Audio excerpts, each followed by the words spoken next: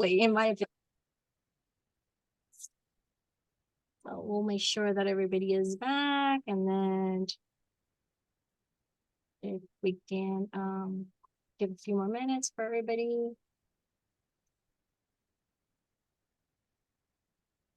I just posted again the agenda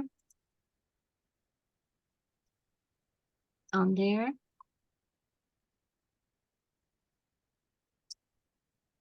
So now that we're back, would anybody be interested in sharing what they learned, what they discussed, who they met in their group?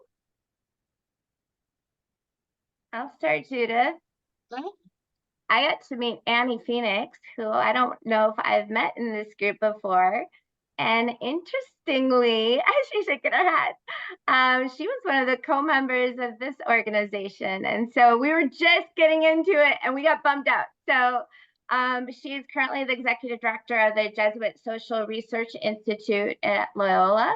And she has a lot of experience. I think she said 15 years in this world. So I already told her she's joining the States Committee. And that's all the further we got. Very good. And good to see you back again, Anthony. I've never met you, but I know your name. And so welcome back. Appreciate that. Okay, I'll take one more, Christy. Hi there. Yeah, and hi, Annie. It's good to see your face on the screen. So I got to meet, where is she on the screen right here? Marianne. Is it Marianne? Oh, I can't see where she went. But she is in Chicago, and she went to college for the first time as an adult coming out of incarceration, and she's considering going to law school. And so she knows there's barriers, but we told her to fight those, everything's a barrier. There she is, Marianne Gibson. So we're really excited to help her get to law school. Well, wonderful. You're definitely in the right place. There's a community here, a large community, a network that can definitely point you in the right direction. And she wants to move back to Florida, so you can help her with that as well. Absolutely, absolutely. We're building, listen, I know we're very detached from this, from the mainland. Yes. We feel like we're a different country, not even a different state altogether, but we're building down here. Good. You guys know we're building. I look forward to getting involved in Florida. Thank you. Yeah, thanks, absolutely. Christy, and everyone. Awesome. And I will let you guys know that I also had the pleasure to meet again with Margaret Zerega. She was one of our initial members of this committee, so I was glad to see her coming back again. I know that she's been extremely busy, and if you guys don't know of her work, you've been living under a rock. But just saying, but she's been so busy with doing some really good work out there, and I was glad to see her in this space. I also had Brandy from JFF in that call as well. I think it's extremely important that not only we push for unlocking higher education, but one of the main components of education is ultimately to have a more stable career opportunities and employment opportunities. And that's where I feel that, JFF, with the work that they're doing with employment, is extremely important piece of this pipeline puzzle. And so, we bring that work forth as well. And with that, I am going to, anybody else has any questions? Strip? Real quick, you have your hand up. Oh, sorry, it was a clapping. With that, I will introduce our speaker for today. Super excited to have Angela Thi Bennett here. Angela is the Digital Equity Program Director from the U.S. Department of Commerce. Angela comes to us with extreme experience. She directs the allocation of over 2.75 billion digital equity program and helps develop guidelines for states as well as utilize these funds and transformative impact in the community. Angela said that her role as my ability to serve scales to the national level. It remains steadfastly committed to amplifying marginalized voices, empowering local communities to drive solutions and create shared standards of metrics to inform the interventions and create accountability, which is really in line with everything that we've been trying to push. You guys know We recently went to Capitol Hill for Hill Day, and one of our asks was very focused on digital equity access. Through her career, Angela has focused on community work and improving the quality of life in her Cleveland and Greater Ohio communities. Her vast community and public sector experience includes leading East Cleveland's Department of Community and Economic Development, serving as superintendent of community school in Cleveland and the Ohio State Board of Education. And Angela graduated from Case Western Reserve University with a bachelor's degree in 1992. You know what? I'm not going to put the dates. Juris Doctor, Master's of Business Administration degree, and she's also certified LEED Green Associate. Welcome, Angela. We are so honored to have you here today, and we can't wait to hear more about your discussion on the impact of high-speed internet access on incarcerated and justice impacted people. Welcome, Angela.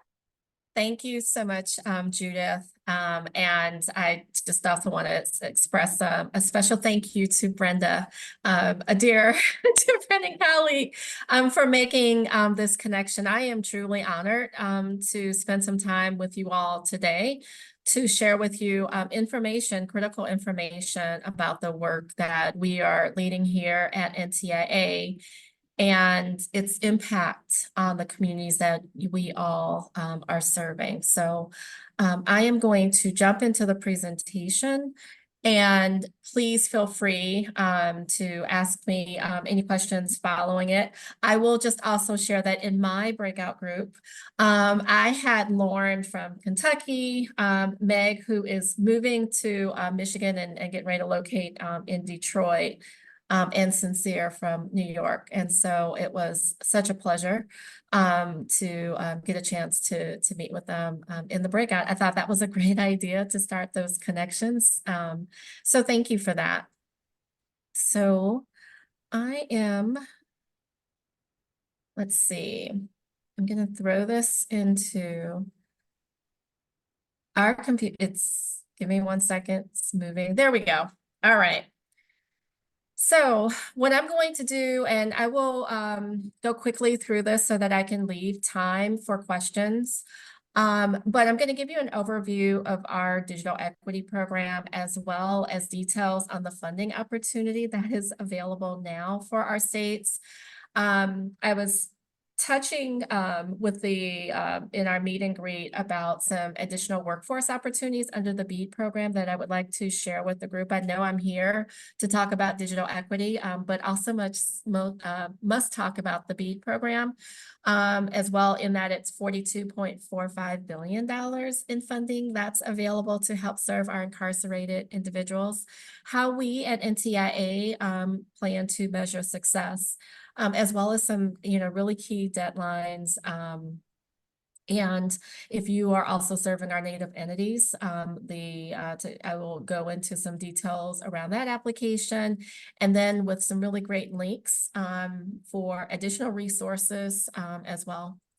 So really quickly into the program. So in November of 2021, Congress passed the bipartisan infrastructure law, which included $48 billion that was allocated to NTIA to help close the digital divide. So as part of that $48 billion, $42.45 billion was allocated to the Broadband Equity, Access, and Deployment Program. That $42.45 billion has three priorities. The first one is to make sure that every household in America has access to affordable, reliable, high-speed internet. That is getting the infrastructure to the home, not a hotspot, but a fixed infrastructure to the home. As part of this priority, I will touch into the cover populations, one of which are incarcerated. There's this workforce development requirement. So what does that mean?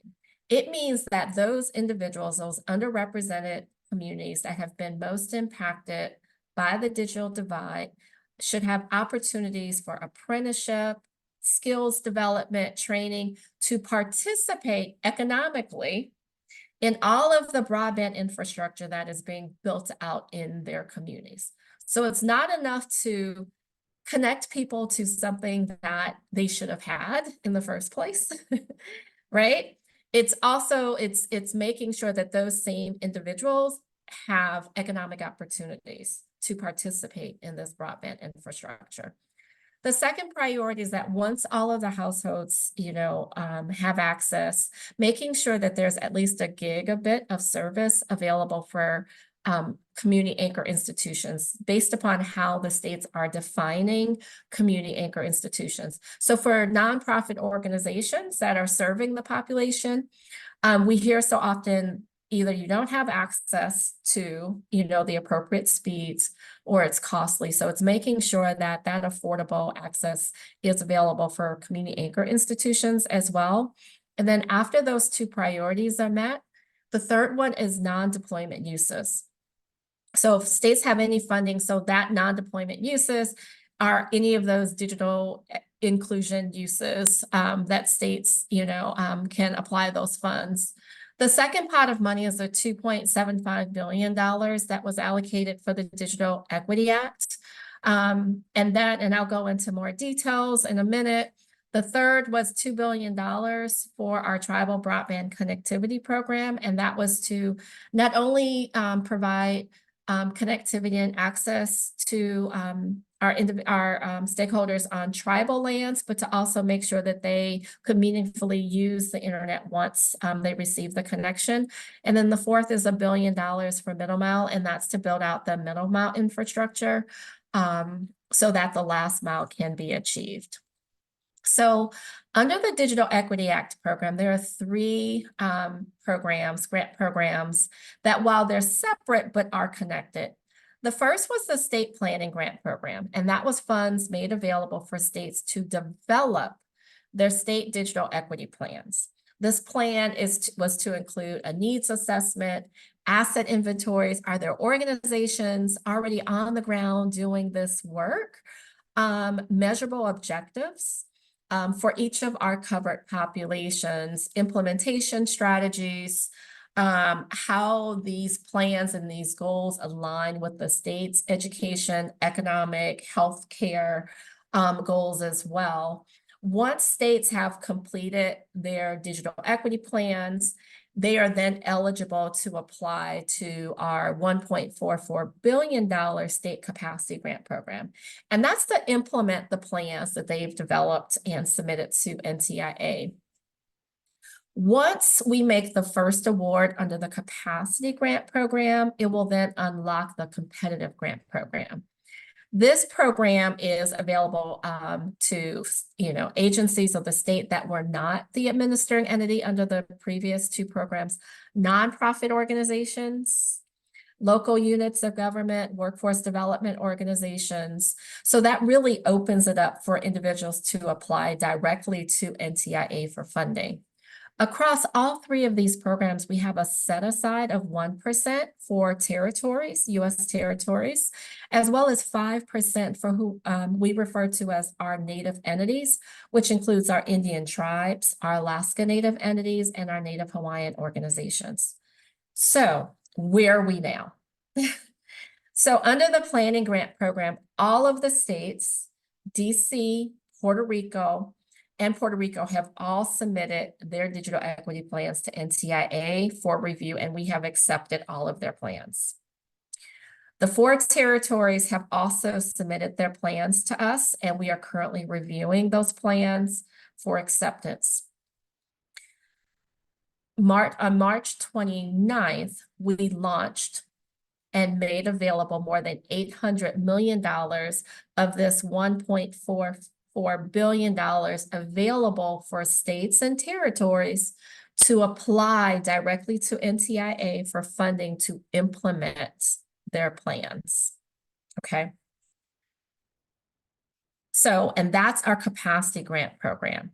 So the purpose of this capacity grant program, and it's to achieve digital equity, which the definition is to create the conditions whereby individuals and communities have the information technology capacity that is needed for full participation in our society and the economy of the United States. What does that mean? it's to create those conditions being one, making sure they have access to affordable, reliable, high-speed internet. Two, make sure that they have internet-enabled devices that meets their needs. Different devices, different needs for people, depending on your circumstances. And then the third is to make sure that they have the skills and the resources so that they can meaningfully use the internet to improve their lives. And so there are 8 covered populations that are identified under our programs. One are low-income households whose income are not more than 150% of the poverty level. Our aging individuals age 60 and over, as you see, are incarcerated individuals. States have the discretion to define incarcerated individuals. So that means they could be those that, are currently, in a correctional institution or on some sort of post-release control or reentry, or have been incarcerated. That was the discretion of the states. Our veterans are individuals with disabilities, are individuals with language barriers, including those with low literacy or English language learners, individuals who are members of a racial ethnic minority group, and individuals who live in a rural area. Under the Digital Equity Act, what we've also encouraged the states is to recognize that each of these covered populations are not monoliths.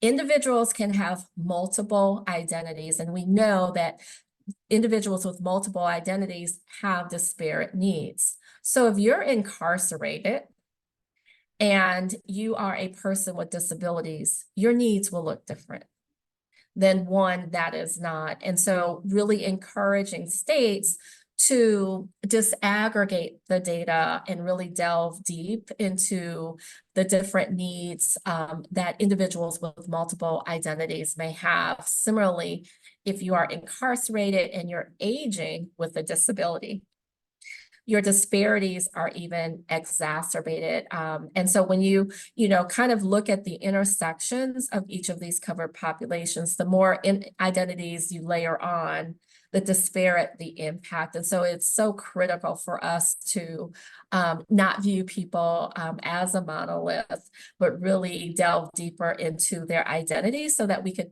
better identify what those needs are.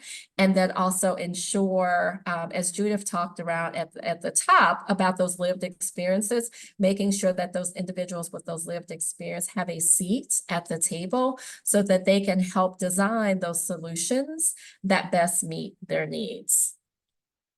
And so we know that when we are intentional about co-developing solutions with our covered populations, that, we will experience positive impacts, as a result of achieving digital equity. We know that, we'll experience increased job opportunities, from I want to say Lauren, she was talking about the work that they're doing, in Kentucky with the 2+2 program, and the work that you all are doing here, making sure that even while they're incarcerated, that they're receiving opportunities to develop the skills, for the workforce, and even making sure, in addition to just skills for a job, upon release, because technology has changed so much, making sure that they have the basic digital skills upon release so that they can navigate getting access to key essential services post-release, meeting with probation officers, being able to apply for their IDs, right? Getting copies of birth certificates just so you can, re-enter into society and be successful. It's not just enough to re-enter, but how do we empower individuals to, be connected for job opportunities, but also be connected to their families. Because we know, the stronger the social cohesion and, engagement with our families, that has an impact on, reducing recidivism rate. And then also making sure that individuals have access to telehealth for those mental health and substance abuse appointments to ensure that they are successful, upon release. And so who are eligible to apply right now for the capacity grant program? States and territories are the only eligible applicants right now for our capacity grant program. However, states can subgrant the funds that they receive from NTIA to organizations who are boots on the ground, connected and serving our incarcerated individuals. Okay, so let me jump back, because I want to make sure that this is emphasized. While the capacity grant program, the eligible entities are the states and territories, they can subgrant to organizations that are eligible, right? Like nonprofit organizations, community anchor institutions, local units of government, workforce development. So you don't have to wait until the competitive grant program to apply for funding. You can apply to your states for the capacity grant funds, and while you wait for the competitive grant program to become open.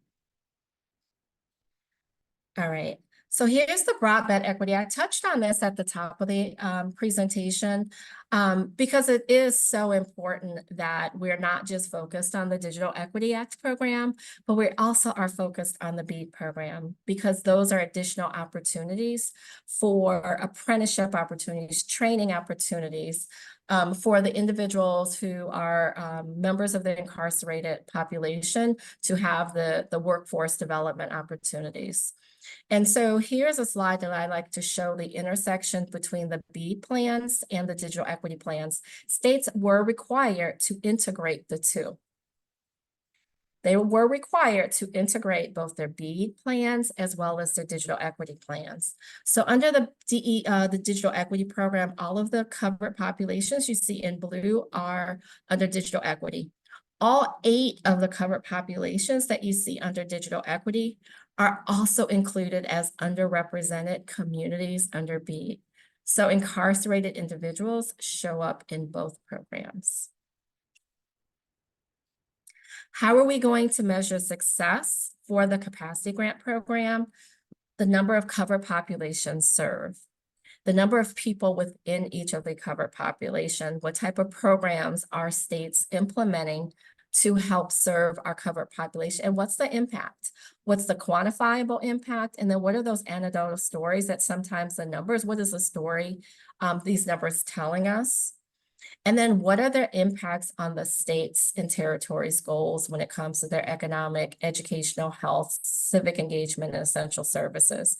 So when you look at the state's digital equity plans, they had to, identify how their plans help further the state's goals, because these digital equity plans are not just the state's plans, these are the people's plans for the states. States were required, as part of their engagement, as part of developing both their BEAD and their digital equity plans, to participate in very robust community engagement outreach. They had to, if you review it, states were, going across their states to meet with stakeholders, to receive the input on the plans. They had to post their plans for public comments, and they had to respond to each of those plans. We recognize that during this year and a half that states were involved in developing the plans, it's not a one-time engagement. Even through the implementation of their BEAD and capacity grant programs, they have to continue with engagement. They have to have the feedback loop with community to making sure that they're informed as to how successful, or if they need to make pivots on the implementation, of these plans. So, and states can use up to 20% of their capacity grant funds to update or maintain their plans. Okay. One of the data points that states really had a tough time gathering was around incarcerated individuals. So if you are able to help inform and help them identify more granular data to help inform their interventions, they would be more, in speaking for the states, they would welcome those types of partnerships. So The capacity grant program that's available now, we made available more than 800 million of the $1.44 billion, which means we're going to have, 2 more tranches of capacity funds that will be made available in the next couple of years to help states implement their plans. The period of performance under the grant is 5 years. States have until May 28th to submit their applications to us. By statute, it was a short window, a 60-day application window. However, recognizing the short application windows, the states can submit the specific projects that they plan to implement after they receive the award. So right now, states, can submit, to be awarded under the grant, they will submit a project narrative, how they plan to prioritize the use of funds. And then after they receive their award, because states will, have to go through their procurement process, their subgrantee selection, they can then supplement to NTIA the specific projects that they plan to implement. So it's not too late. So I don't want you to hear the May 28th deadline for states application to think that's it. The window has closed. It's the application window for the states to submit their application to us for an award, and then post-award, a lot of states will be undergoing a subgrantee selection process to identify those projects and those interventions for implementation.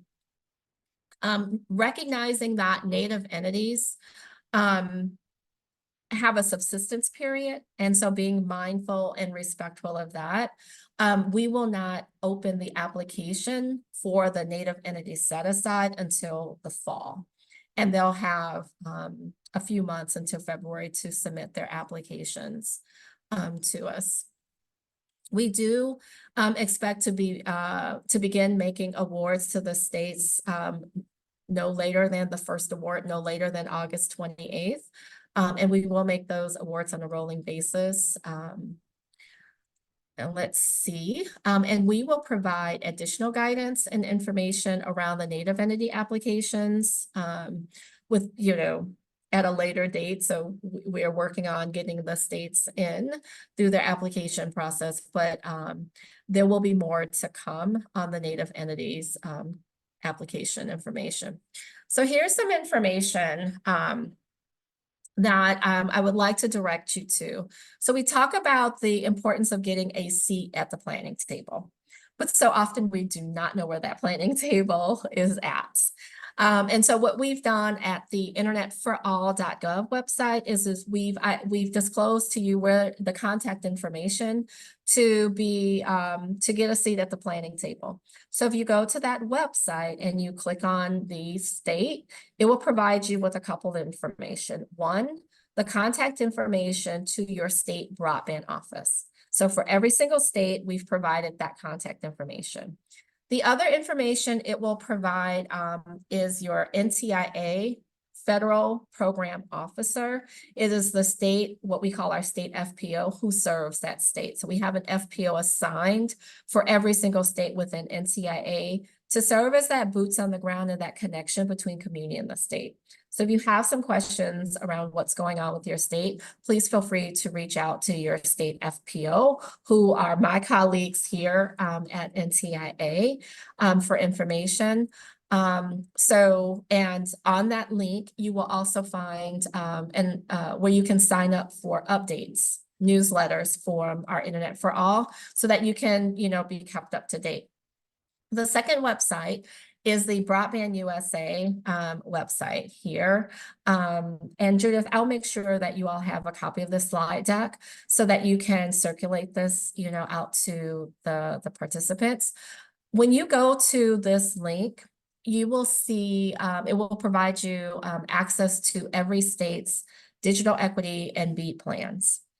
So I encourage you to go to that website and review your state's plan if you have not done so already. It is so important to learn what your state has identified as its measurable objectives and its goals within, to see where do you fit within the state's strategies. And if you feel as if your voices are not being reflected in the states, as I stated, states have an opportunity to use up to 20% of the capacity grant funds to update or maintain their plans. So if you don't see yourself, or the voices, there's an opportunity to help inform, an update to the state's plans, as well. Following this, if you have any questions, please feel free to email us at the digitalequity@ntia.gov email address, and we will, respond, to your question. And then I just also strongly encourage you to sign up also at the Broadband USA website to get updates on the newsletters. And, sign up and attend our webinars. Also on that website, if you click under technical assistance, you will see technical assistance materials. So we have all kinds of FAQs, we have application materials that we make available, training materials, links to webinars that we've hosted, in the past that you can also click on to find out, additional information. And so I will stop here and take any questions that you all may have. Angela, I'll start. Thank you so much for this. My name is Cece Reedy, and I'm the Director of Higher Education Integration for an organization that works with education, workforce, and correctional institutions to meet all of those criteria that you talked about. So it's really exciting to get so much data from you today. I actually just landed with only one question left. I got to cross them off my list as you went along. There was the section that identified the programs that this could be used for and are incarcerated, and it said in federal prisons. Is it excluding state prisons? It's actually the other way around. So it excludes federal correctional institutions. Okay, I misread that in the document then. Okay. Yep. So any correctional, so incarcerated individuals other than federal correctional institutions, and states were able to define, what constituted incarcerated individuals. Thank you. You're welcome. Thank you very much, Angela, for that presentation and for your willingness always to speak to groups, and you're so supportive of our community of incarcerated individuals and formerly incarcerated. So thank you very, very much. I'm hoping you would consider setting aside some professional development funds specifically for our population and folks who are running prison education programs, so that we could in fact make sure that there are the workforce opportunities that you talk about, that folks who are incarcerated are able to receive equipment while they're incarcerated, in addition to all the skills that you mentioned, the digital skills that they need to fully participate. So have you thought about any kind of a set aside that you could put together specifically for agencies and nonprofits serving incarcerated and formerly incarcerated individuals? Well, Brenda, we are bound by the statute. And so the only set aside that has been set forth in the statute are for territories and Native entities. However, it doesn't preclude the ecosystem of partners from applying to the states for funding to help achieve some of the goals that you've set out. And it doesn't preclude that once, we, make available the notice of funding opportunity for the competitive program, that, these same ecosystems couldn't, apply, as so long as they are, eligible entities, under our competitive grant program. I don't know if that's helpful. You are on mute, Brenda. Sorry, thank you. What about working across state lines? Is that possible, or do you have to just provide services within your state, even to be part of the ecosystem? So under the capacity grant program, there is statutorily a requirement that the subgrantees are located within the state, and located within the state can mean either physically located or registered with the Secretary of State, right? Whatever the business entity that manages business services, you know, for their state. Thank you. You're welcome. I have a basic question, which just is to ensure that when you say nonprofit organizations, that that includes higher ed institutions, because I know sometimes that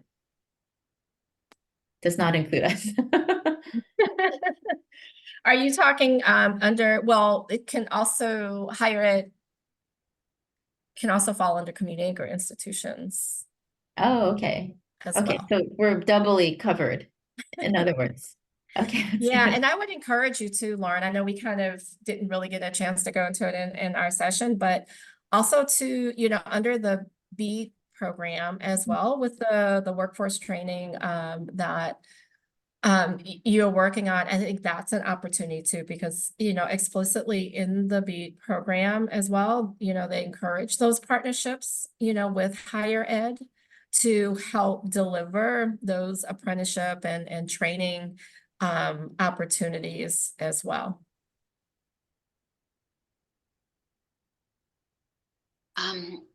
I have a quick question too, Angela. This is Sheila Myman. I'm with the National Association of Student Financial Aid Administrators. First of all, just one comment. Thank you for a really well done overview of this. I've read a lot of your site myself, and wow, you got it all encapsulated in half an hour. And I really appreciate that because it made more sense than everything I've read before.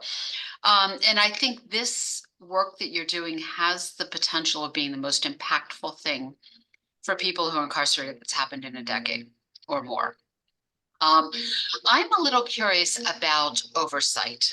Having been an advocate in this space for a long time, sometimes we see people who are implementing things, but not necessarily always implementing them in the best interest of students. Sort of the letter of the law, but not the intent of the law kind of thing.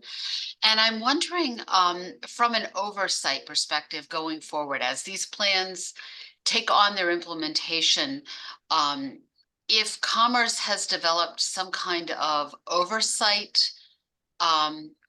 thing, either using the input of people who are impacted, active advocates, things like that, to make sure that the implementation is really being done in a way that will truly benefit the individuals that are residents inside correctional facilities.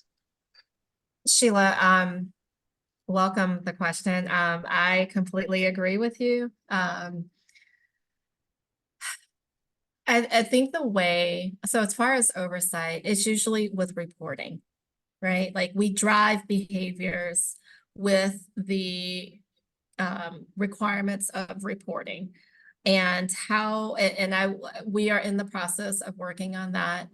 And really, you know, trying to be thoughtful about that because we do have this unique opportunity to really have an impact. And so looking, you know, as we approach the reporting, looking at it as to not only how do we drive behaviors, but how do we use the reporting tool as truly beyond.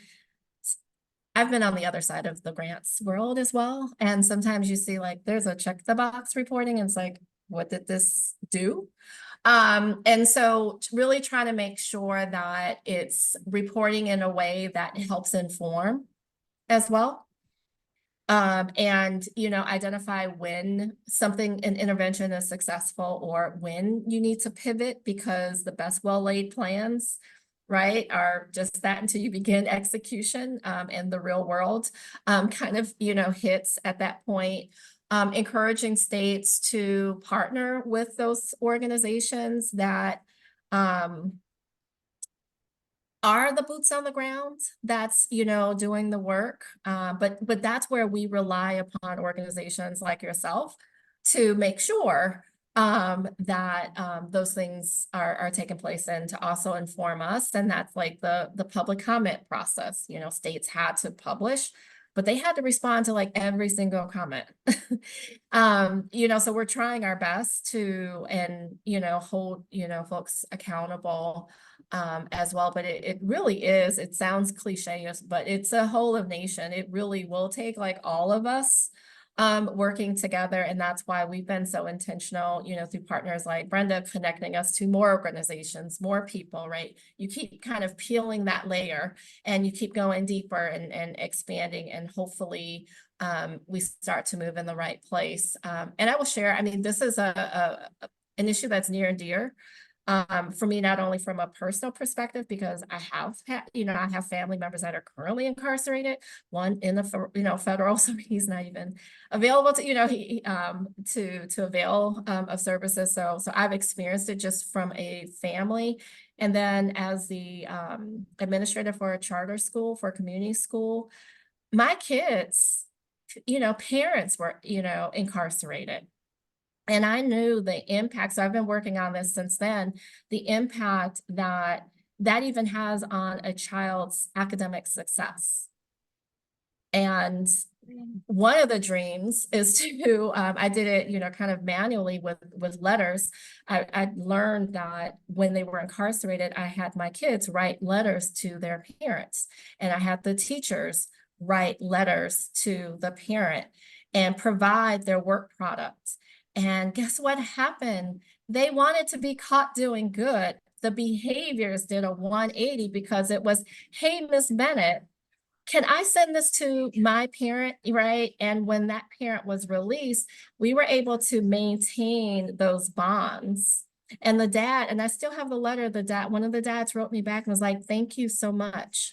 I am a good dad. And I always thought like, wow, if we could like leverage technology to have those parents participate in parent-teacher conferences, to be able to have them participate and watch presentations. Can you imagine what that will change for our kids and how that can improve their academic success, and then also reduce the recidivism rate for the parent, because now you have that bond and you really have something, right, tangible that you are working towards. So that's my little soapbox. So this is something that I'm super passionate about, and just really, I'm thankful for all of the work that you all are doing. And then if we could add on to that, folks having jobs, well-paying jobs upon release, right? Prior to release, you actually have a job in hand. And I'm going to dream even bigger, that you've been working prior to release and have been able to save money. So now you have housing that you can put, that you can go to, upon release. So we will continue to dream and hopefully turn these dreams into realities for the populations and the individuals that we are serving. I saw another hand up, so I'm sorry. I have my hand up. Sorry, I have another question, but it's really pertinent to this group and what you just mentioned, actually, regarding education. Pell for All has been almost open for a year now, and access those funds for people to be getting an education. And so far, 0 programs are implementing under that program.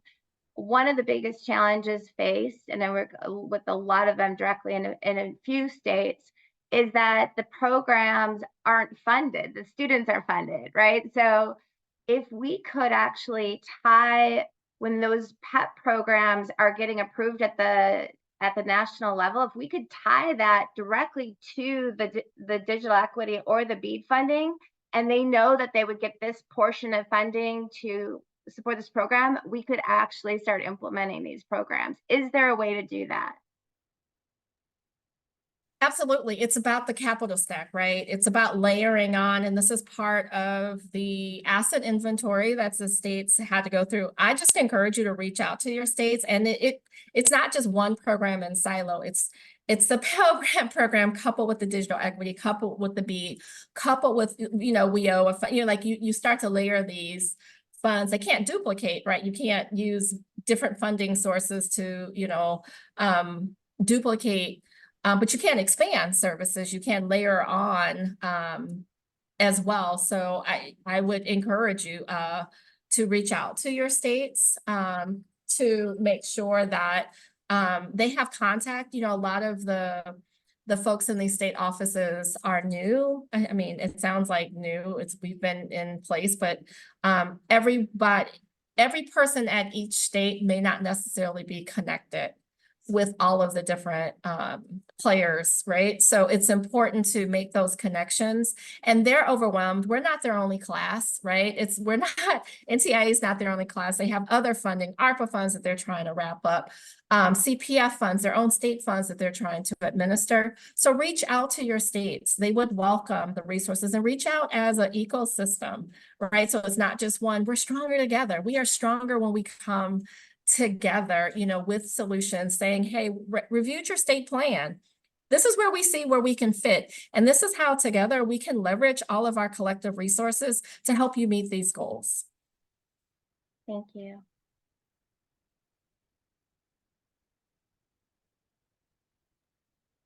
I want to just piggyback on what Angela, you mentioned, as far as, you know, parenting and having access to your family's upbringing, your children's in particular, being involved. And that's something that I appreciated so much, being inside a federal institution. I had, at one point, it became accessible to have video chats, and that gave me the opportunity to be in the presence of my child graduating. And so that was such an impactful time to be able to be there, you know, if at all digitally, to still be part of my children's success in their journey. It's immensely important for parents to continue to have that access, because just because, you know, you're incarcerated doesn't mean that you stop parenting. It just means a different way of being able to continue to be involved. And I feel that this opportunity is definitely going to not just impact the well-being of the person, but, you know, inside, but also the families outside, to be able to have that connection. So, you know, I can't wait to see the results. I am with Sheila that, you know, oversight is important so that we actually, you know, the people who are intended to receive the benefit do get that benefit. And I'm happy that, you know, that focus on there. And thank you for highlighting those experiences, because I mean, it was very personal to me. So thank you for that. Thank you for being in this space. Thank you for being in this community. You know, for those of you who have stayed already, I appreciate that. We're gonna pass on the updates of our subcommittees, but please, just to be updated, just join our subcommittees. I know Mickey has a question, but real quick, I just want to let you guys know, you know, we appreciate, really, from my standpoint and from my lived experience, we appreciate all the work that you guys are doing at a community level, at a state level, and hopefully at a federal level as well. But yes, thank you for that. It does make a difference. Mickey, we'll take one more question, and thank you guys for joining us today. Mickey? You're on mute. Yeah, I had a question from the chat. I just wanted to ask it really quick to make sure the answer came up. I'm sorry if I missed it, but do you have a timeline on when you think the competitive grant program will open up? The competitive grant program will launch, by statute, 30 days after we make the first award under our capacity grant program. It will launch the competitive grant program. I would just say to you, sign up for our updates, collaborate. It will sign up. It will be coming soon. Thank you so much. Angela, is there a requirement that their state's formula plan aligns to who you fund competitively? Do you have to? No. Okay, there's no alignment. You don't have to refer to the state's plan? I can't give details on the competitive grant program, because of course it's a competitive grant. Yeah. And I have to, you know, once it's launched, we'll be able to provide more information. But I will say it's important to review your state plans, you know, even for the capacities. Like, while the competitive is forthcoming, like, don't wait on the competitive. States right now, we've made available over $800 million to the states. And if you go to our website, you will see, like, the state's allocations. You will see how much each of your states have been tentatively allocated for the capacity grant program. So it's pretty significant. So I wouldn't wait. Thank you. You're welcome. And I know we're at time, but if you all have any questions later, one, I'm going to share the slide. There you go. Thank you, Judith. Feel free to email us and I will share the slide deck with Judith to circulate out.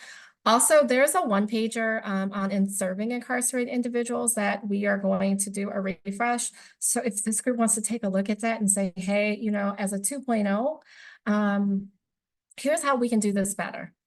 So know that we are not the experts in this space. We are here to serve you. And you're the experts. And so if there's some things that you think we could be doing better, improving upon, please feel free to let us know.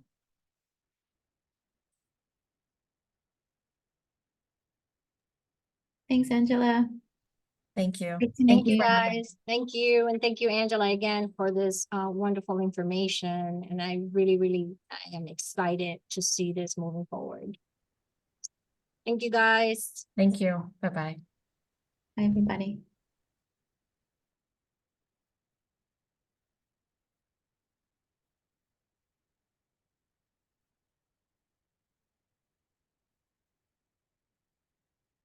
Hi, Beth. Good to see you. Sorry we didn't get a chance to discuss the subcommittees, but I felt that this discussions were extremely important and I wanted to give ample time for people to get their questions answered. We're getting a preview of